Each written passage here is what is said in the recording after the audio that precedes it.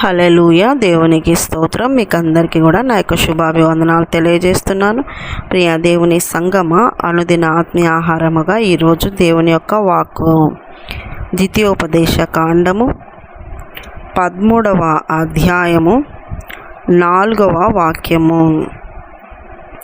మీరు మీ దేవుడైన యెహోవాకు లోబడి ఆయనకే భయపడి ఆయన ఆజ్ఞలను అనుసరించి ఆయన మాట విని ఆయనను సేవించి ఆయనను హత్తుకొని ఉండవలెను.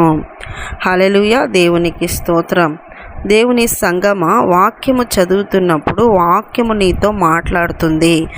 వాక్యము ఒక అద్దంలాగా నీకు ఉంటుంది.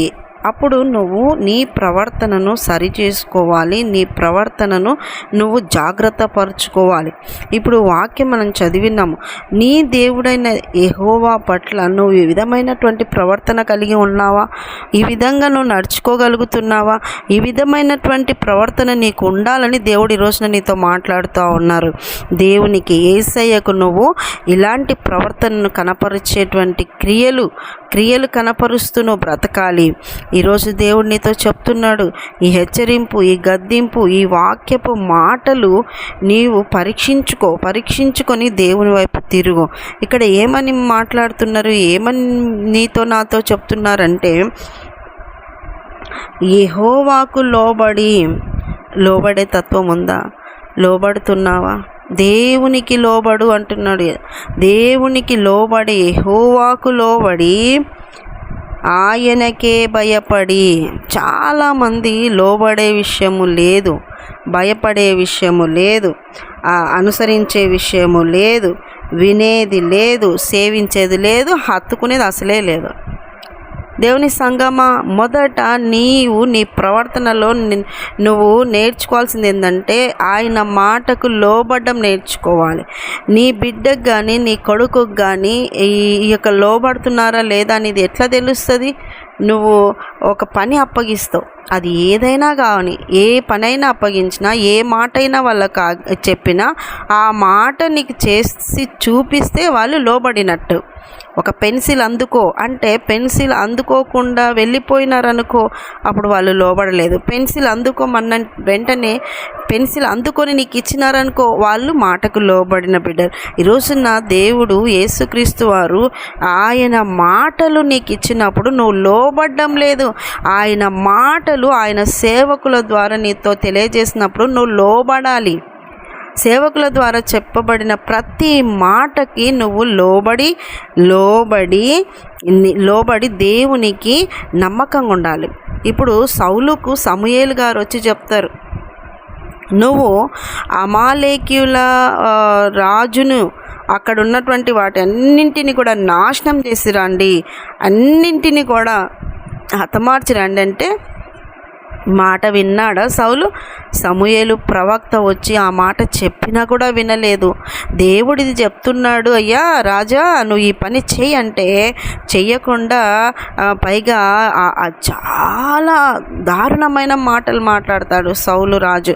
ఏం మాట్లాడతారంటే, నీ దేవుడైన యెహోవాకు బలర్పీనికనే ఇవి తెచ్చినా నేను, ఇవి కొంచెం బాగా మేలు జాతివి, ఇవి బాగా బలిసి ఉన్నవి, మన దేశంలో దొరకవు, కాబట్టి అక్కడి నుండి తెచ్చి ఇక్కడ బలర్పిద్దామని తెచ్చినా అంటాడు.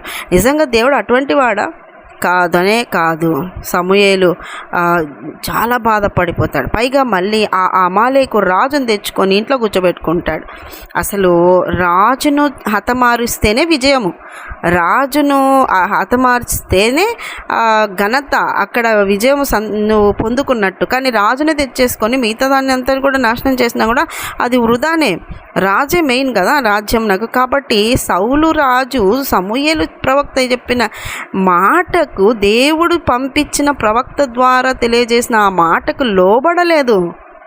ఈ రోజున నీ సేవకులు, నీ సంఘ కాపరి, నీకు బాప్తిసం ఇచ్చిన సంఘము, అంతకంటే ముఖ్యంగా దేవుని బైబిల్లోని వాక్యము నీతో మాట్లాడినప్పుడు నువ్వు లోబడుతున్నావా? లోబడ్డం నేర్చుకోండి. తర్వాత ఆయనకే భయపడి, ఆయనకే భయపడి అంటే మిగతా వాళ్ళకి భయపడకూడదని కాదు. ఆయనకే భయపడి అంటే వేరే వాటి విషయాల్లో భయపడొద్దు. దేవునికి భయపడిన వాళ్ళు వేరే వాటికి భయపడరు. దేవునికి భయపడి నడవడం నేర్చుకో. ఎందుకు భయపడాలి? ఆయన ఆకాశమందు ఉన్నాడు, నువ్వు భూమిలో ఉన్నావు, భూమిపైన ఉన్నావు. అప్పుడు ఆయన నీ ప్రతి చర్యలను గమనిస్తున్నాడు. ఆయన కనుదృష్టి ఎలాంటిదంటే నువ్వు కూర్చుండుట, లేచుట, మాట నాలుకకు రాకముందే ఆయన ఎరిగినవాడు, హృదయ అంతరంగాన్ని పరిశోధించేవాడు. కాబట్టి నువ్వు భయపడి ఆయన ఎదురుగా ఉన్నాను, నేను తప్పు చేయకూడదు అనేటువంటి ప్రవర్తన కలిగి ఉండాలి. లోబడాలి, భయపడాలి. దావీదు భయపడిపోయినాడు. ఆయన చేసిన పాపాన్ని ప్రవక్త వచ్చి చెప్తే నాతాను ప్రవక్త భయపడిపోయి వెంటనే రాజు అనేది కూడా లేకుండా వెంటనే ప్రభువుకు లోబడిపోయి పశ్చాత్తాపడి భయపడి ఇంకా మరెన్నటికీ అటువంటిది నేను చేయనని దేవునికి భయపడినాడు. తర్వాత చూడండి, ఆయన ఆజ్ఞలను అనుసరించి చూడండి, బలులు అర్పించట కంటే ఆయన మాట వినటం ఎంతో శ్రేష్టం. ఆయన ఆజ్ఞలు అనుసరించటం శ్రేష్టం. ఆయన ఆజ్ఞలు అనుసరించండి. ఆయన ఏం ఆజ్ఞాపిస్తున్నాడు, ఆయన నీకు ఏం చెప్పినాడు, బైబిల్లో వాక్యం ఏం చెప్పినాడు? విగ్రహారాధన జోలికి వెళ్ళొద్దు, వ్యభిచరించొద్దు, నరహత్య చేయొద్దు, ప్రేమించండి, ఆరాధించేటప్పుడు కూడా పూర్ణ హృదయంతో, పూర్ణ ఆత్మతో, పూర్ణ ఆత్మ, పూర్ణ మనస్సు, పూర్ణ వివేకముతో ఆయనను ఆరాధించాలి అన్నాడు. అలాంటి ఆరాధికులుగా మీరు ఉన్నారా దేవుని పట్ల? ఆయన ఆజ్ఞలు అవే. ఇంకా మలాకి గ్రంథంలో అంటారు, నేను అడుగుతున్నవేంటివి మనుష్యుడా, నేనేం అడుగుతున్నాను? నీతిగా ఉండటమే కదా, న్యాయంగా ప్రవర్తించమంటమే కదా నేను అడుగుతున్నాను అని అంటారు. మరి ఆయన అడిగే వాటిని ఆజ్ఞలని నువ్వు పాటించే బిడ్డగా నువ్వు ఉండాలి. తర్వాత ఆయన ఆజ్ఞలను అనుసరిస్తూ ఆయన మాట వినాలండి. మాట వినడం శ్రేష్టము. మాట వినరు, ఏదేదో చేస్తూ ఉంటారు, ఏమేమో చెప్తా ఉంటారు. మాట వినే బిడ్డగా ఉన్నప్పుడు నువ్వు ఆయన మాట ఏంటో నువ్వు విను. ఆ మాట వింటే నీకు విశ్వాసం పెరుగుతుంది. క్రీస్తు మాట నువ్వు వినడం వల్ల విశ్వాసము పెరుగుతుంది. తర్వాత ఆయనను సేవించి ఎప్పుడు ఆరాధించేవారుగా ఉండాలి, ఎప్పుడు సేవిస్తూనే ఉండాలి, ఎప్పుడు ఆయనను గణపరుస్తూనే ఉండాలి. ఒక దాసుడు ఎలాగా యజమానుని కనిపెట్టుకొని ఉంటారో, యజమానుని గురించి ఎంత మంచిగా ఆయన బయట చెప్తారో, యజమానుని దగ్గర సేవిస్తూ ఎలా ఉంటారో అలాగా ఎప్పుడు కూడా ఆయనను సేవిస్తూ ఉండాలి, ఆరాధిస్తూ ఉండాలి. అలాంటి బిడ్డగా నువ్వు ఉండాలి. తర్వాత ఆయనను హత్తుకొని ఉండాలి, ఆయన దగ్గర ఉండాలి. ఆయనను హత్తుకొని ఉండాలి అంటే ఆయనకు మరుగైనదిగా ఏది నీ జీవితంలో ఉండకూడదు, ఆయన కంటే ఎక్కువైనది కూడా నీ జీవితంలో ఏది ఉండకూడదు. ఇప్పుడు చూడండి, భార్య భర్తను హత్తుకొని ఉండవలెను, భర్త భార్యను హత్తుకొని ఉండవలెను అని వాక్యం సెలవిస్తుంది. సో కాబట్టి వీరిద్దరి మధ్యలోకి ఇంకొక వ్యక్తి రాకుండా చూసుకోవాలా. ఒక్కరికొకరు హత్తుకొని ఉండాలి, ఒకరి కోసం ఒకరు బ్రతకాలి అనేది ఎలాగో దేవుని హత్తుకొని ఉండడం అంటే దేవుని కోసమే జీవించటము, దేవునికి నీకు మధ్యలోకి ఏది రాకుండా చూసుకోవటము, దేవుని కంటే ఎక్కువైనది ఏది కూడా లేకుండా నువ్వు దేవుణ్ణి హత్తుకొని ఉండాలి, ఏసైని హత్తుకొని ఉండాలి, ఏసైతోనే ఉండాలి, ఏసై ఆలోచనంబడే ఉండాలి నీ బ్రతుకు, ఏసై ప్రణాళికంబడే నీ జీవితం ఉండాలి, ఏసై చిత్తమే నువ్వు నెరవేర్చాలి. అంతే. ఆ విధమైనటువంటి జీవితంతో నువ్వు ముందుకు సాగాలని దేవుడు కోరుకుంటున్నాడు. ఆ విధంగా ఉన్నావా లేదా?